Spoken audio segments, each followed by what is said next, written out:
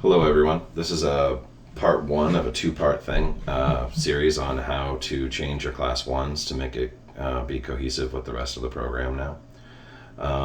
We are going to learn, I'm going to present for you the COVID-19 portion of this. Obviously, this didn't happen before COVID-19, but it is to get everyone aware, all the students aware of what the procedures are and how we're going to interact during this situation.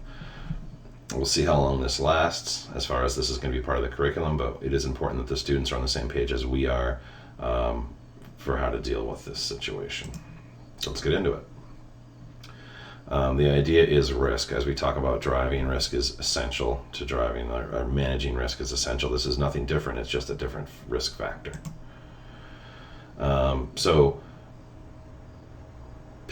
Students that are driving clients with us need to have masks on. Until further notice, this is a state mandate, it's a company policy, it needs to happen. Parents also need to have masks if they're going to interact with you. If they're in the car with you for the parental involvement portion, or if they're interacting with you outside of the car. Also, we need to make sure that students don't queue up in front of the doors. So let's make sure that when students are coming in the classroom, they wait in their cars until the instructor opens the door, and then we can go from there. Obviously, Zoom meetings don't require masks, and that's the reason why we've transitioned to the Zoom meeting. Okay, so this infographic talks about particles, particle size, and also their velocity, and how long it takes, or how long they're effective for. So this is saying a cough is about 10 meters a second. That's pretty fast. A sneeze is 50 meters a second, which puts it around 200 miles an hour. So obviously a larger object with more speed has more force, thus can go faster.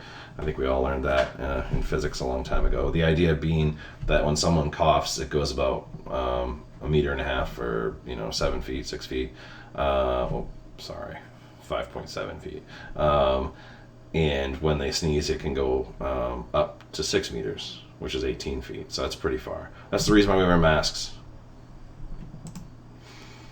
All right, so this is a pictogram, I don't know, infographic, whatever you want to call it. Basically, one person is not wearing a mask. The same fellow is doing all the same stuff.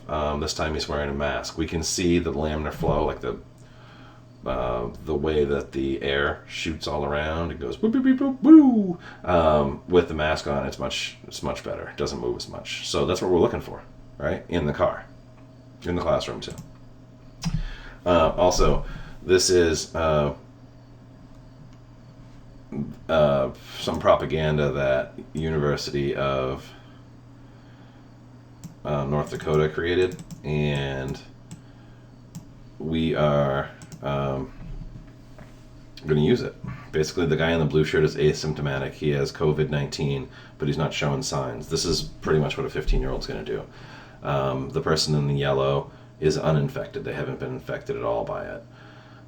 This is the difference in mask usage. Obviously, no masks, the transmission rate's pretty high. If the person that doesn't have COVID is wearing a mask, it's still a high transmission rate. The mask only helps other people. It doesn't help yourself, which is kind of hard in our society to realize. The medium level of risk is when the person that has the COVID, or is carrying COVID in their body, wears a mask. A low risk is when both people wear masks. This is where we are when we're in a car. So we have a low risk in the car if both people are masked up. A very low risk would be in the classroom, and that's when two people are socially distanced by 6 feet, and there's airflow and they're both wearing masks. And then, of course, the Zoom meeting there's virtually none. Very, very unlikely to be able to spread COVID to two rooms that don't touch, right? Before the students get in the car, we're going to ask a series of simple questions. We'll go over that in a little bit. The issue is the student that doesn't feel like they're ill and still is ill. I assume a lot of you have driven for long enough that when someone says they have allergies, you don't believe them because they're probably ill, right? It's a good time to wipe down the car normally, and that's what we're doing, right? That's what we're doing. Also lying. If a student realizes that they can't drive, if they do tell you about the 50-person party they went to the night before, they're not going to tell you. So the thing that we can do to reduce our risk the best is to wear masks, because we can assume that every single person has COVID, and we're trying to reduce our chances of getting it. So luckily it's not the case, but that's how we have to kind of look at it. All right, so some changes that happen in Class 1. All students will have a confirmation ID. This is something we've been evolving through time. However, in my case, I'll pretend like I'm this student. It's the first three letters of the town. If I'm taking the class in Wyndham, it's WIN. We win, right? My birth date is 07/25/1980, and my initials are BM. So my student confirmation number would be Wyndham, or so WIN 07/25/1980 BM. Okay, they use that every single time they're in the classroom. They sign up, in fact, the first time they register, which many of you have been doing. We're going to keep doing that. It's at mullinsdrivingschool.com/student services, and they click on in-class registration. This is in Class 1. They click on in-class registration. I am going to create a Class 10 registration too, just to simplify the whole thing and to make sure that we have an electronic record in addition to the paper record. This is going to be important when students are jumping from place to place. Also, during each Zoom class, students use this confirmation number to sign into the Zoom class so we can track them through the whole program. That obviously is something you'll run into when you become a Zoom instructor, but for right now, just important to know that Class 1 and Class 10, you're going to be using this number. The other thing that I do is I have them text me in the start of Class 1. If you're the in-class teacher for Class 1, you're probably going to be the primary on the drive too. Instead of putting them contacts in my phone, I just have them text their full name to my phone. That way, when they send a follow-up text, whatever it may be, I have an idea of who the individual is because they've already identified themselves.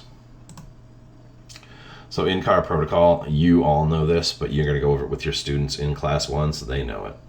So you sanitize the car between each student, all touch surfaces. We're talking about door locks, mirror adjustment, steering wheel, shift knob, blinkers, stereo controls, outside of the door handle, inside of the door handle, lock, seatbelt clasp. All right, sanitize this either with wipes if you can find them. I will buy them if you can find them, or the sanitizer liquid that I've already doled out. I think everybody has at least some of it in paper towels. The wipes are far simpler, however, they're very difficult to find. So you also ask a survey before the student gets in the car. This survey goes something like this. Do you or anybody that you know, or have you been in contact with anybody that has symptoms of COVID? So we're talking about high fever, scratchy throat, that situation. 2, have you been out of the state in the past 2 weeks? Have you left the state in the past 2 weeks? 3, have you been in a group of 50 or more people in the last 2 weeks? These are all good questions to ask. The issue is that sometimes people could lie to you, right, if they know it's going to stop. So they're questions that will help, but it's not the full solution. The reason why I didn't go with thermometers is because some people are asymptomatic, so it wouldn't tell you anything. It would be a false hope, essentially. We don't want to do that. All right, so on to masks. There's different types of masks. I'm going to talk about that for a second. These are gaiters. This is what students generally have. Check out this color, huh? Woo! Right? The issue with this is their weave is not very tight. So when you breathe through it, it actually breaks the particles up. Some people believe, scientists, some people believe that these are maybe more dangerous because it bifurcates the particles. This is another good option. Simple, cheap. This is 2 layers of cotton like we want. The issue with the bandana, this is totally acceptable, as is this one, by the way. I'm just saying, as far as safety goes, this is not quite as good, and this is not quite as good as something I'm going to show you in a little bit. 2 layers of cotton, that's good. It just doesn't seal that well right here, and it also doesn't seal that well under your chin. These masks, my mom's produced some of these. These are pretty good. They have a metal nose piece for conforming to your nose. Also, they're pretty form-fitting because there's 3 different sizes under the chin. And as long as these are tight to your face, these are doing a good job, right? And we also have the adjustment things, which are pretty comfortable on the side. The mask that I tend to use, and these are available in Wyndham, is this one made by Hanes. It's double fabric. It's all cotton, pretty well done. It has a metal nose piece in it. It fits pretty well on my face. And the key to all these masks is fit. If your mask doesn't fit on your face, it doesn't matter how pretty it is or how thick it is or whatever, it's not going to work for you, right? Then another option that we have in Wyndham too is these. These are made in China. They're very thick. They're also very hot, right? So come winter, this might be a better option than it is right now. Right now, this is a little warm to be wearing on your face. But A mask that fits appropriately is made out of cotton and is multiple layers is what you're looking for. Okay. Hand sanitizer. We have hand sanitizer available in Wyndham. I made some, as you know. By the way, it is has propylene glycol in it, and it actually acts as a hand moisturizer a little bit. So that's the feeling you're getting on your hands. It was made to thicken the alcohol a little bit. Now the hand sanitizer is available. We'll have it in larger bottles, and it'll be cheaper, so that'll be good and more effective and prettier probably than the ones that I made. But I just wanted to make sure everybody could be safe with the materials we had on hand.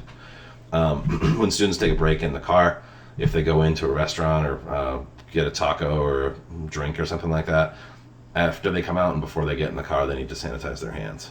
Okay, that's just another level of protection. Again, we're going to clean the car afterwards, but have them sanitize their hands, stand outside the car, and wave their hands around until they're dry, and then get back in the car and do the drive. Okay. It's important to create a continuance this whole time through the class. So classes 2 through 9 are be conducted via Zoom, and students are going to be expected in the Zoom classes. And I'd like you to go over this in class, in person. Students are be expected to have their cameras on and answer questions. A computer is better than a phone. Phones work okay. However, they need to be in a room that's lit. They need to be sitting up. They're in school. They're not laying on their beds doing whatever they're doing. If we set a hard line now, it's a lot easier to enforce than if we mess around, right? At the end of the first hour, we'll have a 5-minute break. At the end of the second hour, we'll have a 5-minute break. The students are required to sign in to each Zoom class with that confirmation number that we talked about. If you miss a class, and let's talk about this again during class 1, email the office, don't call them. When people call the office, they say something like this. Pretend my name is Susan. Hi, this is Susan, and I had a question. And then they hang up. That takes a long time to deal with. The student's not going to answer the phone. We don't know what the question is.